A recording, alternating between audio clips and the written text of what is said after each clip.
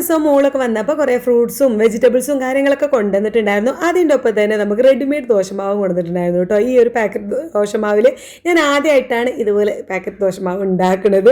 അപ്പം മോളൂൻ്റെ വീട്ടിലൊക്കെ അവർ അധികം ഇതാ വാങ്ങണം. ഐറൂസിനും വെച്ച് കിച്ചണിലൊക്കെ ഫുഡ് ഒക്കെ ഉണ്ടാക്കാന്നൊക്കെ പറയുന്നത് വലിയ ടാസ്ക് ആണല്ലോ.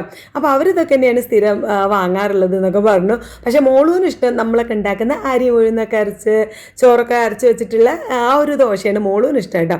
അപ്പോൾ ഞാനിതൊന്ന് എന്തായാലും ഒന്ന് ട്രൈ ചെയ്ത് നോക്കട്ടെ, ആദ്യമായിട്ടൊന്ന് ഉണ്ടാക്കി നോക്കുകയാണ്. അപ്പോൾ ജസ്റ്റ് തുറന്ന് നോക്കിയാൽ ഓപ്പൺ ചെയ്തപ്പോൾ എനിക്ക് ഒരു ഇഡ്ഡലിക്കൊക്കെ ഉള്ള ഒരു കട്ടിയിലുള്ള ദോശമാവായിരുന്നു. അപ്പോൾ ഞാൻ ദോശ ആയിട്ട് ചുടാൻ വേണ്ടിയിട്ട് കുറച്ചുകൂടി വെള്ളമൊക്കെ പാർന്നു. പിന്നെ ഇഡ്ഡലിക്ക് കറക്റ്റ് ആയിരിക്കും കേട്ടോ ആ മാവ്. ഇഡ്ഡലി ചുടുമ്പോൾ നല്ല അടിപൊളിയായിട്ട് കിട്ടുമെന്ന് എനിക്ക് തോന്നി. പക്ഷേ ഞാൻ ദോശ ആയതുകൊണ്ട് ഇച്ചിരി വെള്ളവും ഉപ്പൊക്കെ ഇട്ടിട്ട് ഒന്ന് റെഡിയാക്കി ഒരു 10 മിനിറ്റ് വെച്ചു.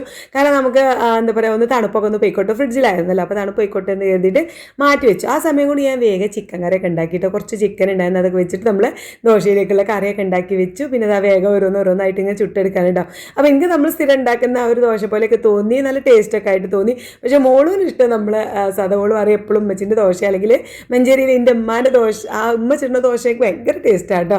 ഉമ്മ കല്ലിലൊക്കെ വെച്ചിട്ട് നല്ല അടിപൊളിയായിട്ട് ചുടാൻ ഒരു പ്രത്യേക ടേസ്റ്റാണ്. അപ്പോൾ അതൊക്കെയാണ് ഓക്ക് ഇഷ്ടം. എന്തായാലും എനിക്ക് വലിയ കുഴപ്പം തോന്നിയില്ല. നമ്മളിപ്പോൾ പെട്ടെന്ന് അർജൻറ്റായിട്ടൊക്കെ ഉണ്ടാക്കാൻ പറ്റുന്ന ഒരു സംഭവം തന്നെയാണ് അല്ലേ. അങ്ങനെ ഞാൻ അതൊക്കെ ചുട്ടപ്പോഴേക്കും ഇതും മദ്രസ ഇട്ട് വന്നത് സ്കൂളില്ല കേട്ടോ. ഈ പൂജ ഹോളിഡേയ്സൊക്കെ ആയതുകൊണ്ട് സ്കൂളൊന്നുമില്ല. അവർ ഫുഡൊക്കെ കഴിച്ച് കഴിഞ്ഞപ്പോഴാണ് ഈ ഐറൂസ് എന്നിട്ട് വന്നത്. ഐറൂസ് ആണെങ്കിൽ ഫുഡൊന്നും ഇപ്പോൾ കഴിക്കണേ ഇല്ല. ഈ ചുമ കാര്യങ്ങളൊക്കെ ആയതുകൊണ്ട് ഫുഡ് കഴിക്കുമ്പോഴേക്കും ഇങ്ങനെ ഛർദ്ദിക്കാൻ വരിക, ചുമക്കൊക്കെ ചെയ്യുകയാണ്. എന്തായാലും പാലെങ്കിലും കുടിച്ച് കിട്ടട്ടെ എന്ന് കരുതി കുറേ സോപ്പ് ഇട്ട് എൻ്റെ പിന്നാലെ നടന്ന് പാല കുടിപ്പിച്ചു കേട്ടോ. പിന്നെ ഒന്ന് ഉച്ചയ്ക്ക് ഞാൻ ലഞ്ച് ഉണ്ടാക്കിയത് നമ്മൾ ഗീ റൈസ് തന്നെയായിരുന്നു. സ്ഥിരം ഗീ റൈസ് പരിപാടി തന്നെയാണ്. അതിലേക്ക് മീനൊന്ന് ജസ്റ്റ് വറ്റിച്ചെടുത്തു കേട്ടോ. ഇന്നലെ പപ്പടമുള്ള മീനായിരുന്നു കൊണ്ടുവന്നത്. ആ വീതിയുള്ള ആ ഒരു മീനായിരുന്നു കൊണ്ടുവന്നിട്ടുണ്ടായിരുന്നു ഇന്നലെ വൈകുന്നേരം. അപ്പോൾ മോളൂൻ്റെ ഹസ്ബൻഡ് വന്നപ്പോൾ ഞാനത് ജസ്റ്റ് ഒരു വെറൈറ്റിക്ക് വേണ്ടിയിട്ട് പൊരിച്ചിട്ട് ആ ഒരു പൊരിച്ച വെളിച്ചെണ്ണയിൽ തന്നെ ഉള്ളിയൊക്കെ വാട്ടി മസാല പോലെയൊക്കെ ഉണ്ടാക്കിയിട്ട് നമ്മൾ മീൻ പൊള്ളിച്ചതൊക്കെ ഉണ്ടാക്കുമല്ലോ. ഇത് വായൻ്റെ ഇലയൊന്നും ഇല്ല, അത് ഒരു ഉടായ്പ മീൻ പൊള്ളിച്ചത് ഉണ്ടാക്കുന്ന കുരുമുളക് പൊടിയും കാര്യങ്ങളൊക്കെ ഇട്ടിട്ട്. അപ്പോൾ മോളുൻ്റെ ഹസ്ബൻഡിന് ഭയങ്കര ഇഷ്ടമായിട്ടോ. അതുപോലെ മോളും അത് കഴിക്കണം കാണുമ്പോൾ ഓക്കും ഭയങ്കര ഇഷ്ടമായി. അപ്പോൾ ഇന്ന് അതെന്നെ ഉണ്ടാക്കണമെന്ന് മോളൊരു വാശി.